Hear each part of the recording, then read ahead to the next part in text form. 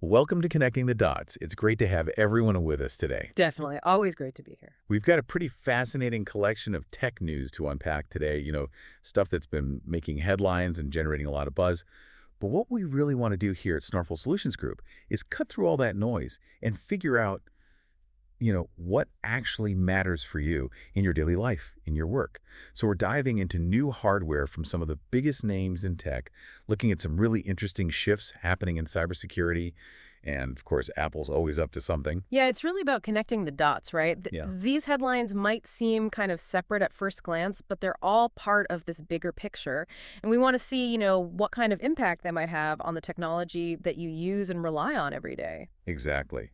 So let's jump right in. The first article that really caught my eye is this Ars Technica review of AMD's new Ryzen 9 9950X 3D processor. Oh, yeah, this is a beast. And the headline really is power, right? Yeah. Serious top-of-the-line performance. They're talking about both gaming and just general tasks. Yeah, this chip is not messing around. It's really built for those users who are pushing their systems to the limit, right? Whether that's gamers who want to crank up the settings, get those super high frame rates, or, creative professionals, people doing video editing, complex simulations. This is for the really demanding stuff. One thing that really caught my attention is that AMD has apparently decided to remove the overclocking limitations on this CPU, Oh, wow. That's interesting. which for those of you who like to tinker, who like to kind of get under the hood and squeeze every little bit of performance out of their hardware, The enthusiasts, yeah. that's a pretty big deal. It That. gives you so much more flexibility to fine-tune your system. Definitely. It's a signal that, AMD is really catering to that enthusiast crowd, the people who are comfortable, knowledgeable about, pushing their hardware beyond those factory settings. Right. So, but the review also makes it clear that, this level of power is really, it's more than what most everyday users are going to need. Yeah, I mean, it's like having a professional racing engine in your family car. It's impressive, It's but overkill. you're not really going to be able to take full advantage of it, most of the time. Yeah. I mean, if you're just checking emails, browsing the web, doing some basic photo editing, you're probably not going to see a huge difference with this particular chip. But I think there's a bigger takeaway here that affects all of us. This kind of intense competition at the high end of the market, it really drives innovation. As companies like AMD push the boundaries of what's possible, those advancements eventually trickle down, to more affordable and mainstream products. Right, exactly. It raises the bar for everyone. And, looking at the broader implications, AMD doing this, removing those traditional guardrails like overclocking locks, it suggests that they're really going head to head with Intel. It's a battle for the top spot. Oh, good battle. Good battle for consumers, yeah. Yeah. So let's shift gears a little bit and talk about cybersecurity. Yeah. You flagged this really interesting TechCrunch article about an Israeli startup called Sola, and they just came out of stealth mode, which is always kind of exciting, with a pretty substantial $30 million in seed funding. Yeah, stealth Yeah. mode, that's always fun when a company's been working secretly and then bam, they emerge. And with that kind of funding. Exactly. So what is it that they're doing that's so interesting? Well, they've developed a low-code platform specifically for building cybersecurity applications.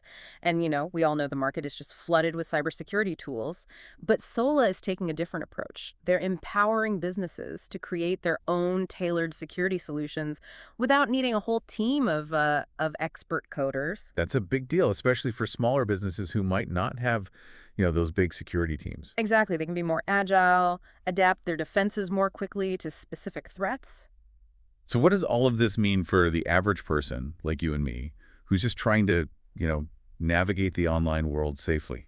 It means that those businesses you interact with online, even the smaller ones, can potentially have stronger, more adaptable security, protecting your data, your transactions. It's like that invisible shield working behind the scenes to keep you safe. So stronger security for them means stronger security for us. Exactly. And, bigger picture, this rise of low code in cybersecurity could really democratize the creation of security tools. It could lead to a more diverse and responsive ecosystem of defenses against, all those constantly evolving threats. Because the bad guys, they're not standing still. Right. So constantly evolving. Speaking of evolution, let's talk about Apple. Tom's Hardware has just reviewed the new Mac Studio. Now, from the outside, it looks pretty much the same as the previous generation, but it's what's on the inside that really counts, right? Absolutely. The big story here is the performance leap thanks to Apple's new M3 Ultra chip. This thing is a powerhouse. The review raves about its incredible power for demanding tasks, like seriously demanding tasks, and it does all this while running silently. And it's got a good selection of ports, which is always a plus. That silent operation is something that I really appreciate because some of those high-powered machines, they can sound like a jet engine taking off. Yeah. Yeah. So silent operation is great. But there are a couple of pretty significant caveats that the review points out, especially when it comes to upgradability. Yeah, and this is a familiar story with recent Apple hardware. You cannot upgrade the memory or the SSD after you purchase the Mac Studio. So you really need to think carefully about your needs. Try to future-proof your purchase as much as possible because what you buy initially is what you're stuck with. And those upgrades at the point of sale, they can get pretty pricey. So it's a big investment right out of the gate. It is. It's definitely something to factor in. So even if you're not in the market for a Mac Studio right now, what does this all mean? What's the impact here? Well, it showcases Apple's commitment to their own silicon, their in-house chips. And that pursuit of more power, more efficiency, it eventually benefits their entire product line. But for anyone considering a machine at this level, that lack of upgradability is a big question mark. How do you balance that cutting-edge power with long-term flexibility and value? It's a trade-off. A trade-off, yeah. Yeah. Speaking of Apple products, let's talk about the new MacBook Air. Engadget has a review out, and this is a laptop that, is much more appealing to a wider range of users. It's running on the new M4 chip. The MacBook Air, classic. It's known for its portability, its sleek design, that balance of performance. And this new M4 chip, it seems like it makes it even faster for everyday tasks. Yeah, the review really highlights that. They talk about the incredible thinness and lightness, the amazing battery life, the comfortable keyboard and trackpad. Those are all really important things for people who are on the go who need a reliable machine. Absolutely. Those are key selling points. But there are a couple of drawbacks that the review mentions. There always are, right? There always are. Could use more ports, which, that's kind of the trade-off with these ultra-thin designs. Yeah, you got to sacrifice something. You do. And the screen is still limited to a 60 hertz refresh rate. That's true. Although for general productivity, web browsing, 60 hertz is usually fine. But yeah, if you're used to smoother visuals, like if you're a gamer or you do a lot of visual work, that might be something to consider. There is good news, though, right? Oh, yeah, the price. The starting price is now lower at $999. That makes it a lot more accessible. That's a big deal. That combined with the performance boost from the M4 chip makes a MacBook Air an even more compelling option for a lot of people. Students, professionals, casual users, it's a good all-around machine. All right. Last but not least, we have a bit of a dramatic story here from Globes Online about the Israeli-U.S. cybersecurity firm Cybereason. They just secured a $120 million funding round, which on the surface sounds like a really positive development. Yeah, big funding rounds usually indicate investor confidence. Right. But there's more to the story. This funding comes right after the outgoing CEO filed a lawsuit claiming the company was actually on the verge of bankruptcy because of disagreements with investors. Oh, wow. That adds a whole other layer to it. It does. And it really highlights, the high-stakes world of cybersecurity, the volatility of it. These companies are really on the front lines of digital defense. And they need significant, consistent investment to stay ahead of those evolving threats. So what does all this internal drama, what does it actually mean for the average person's online security? Well, you might not interact with Cybereason directly, but they're a major player in threat detection and response.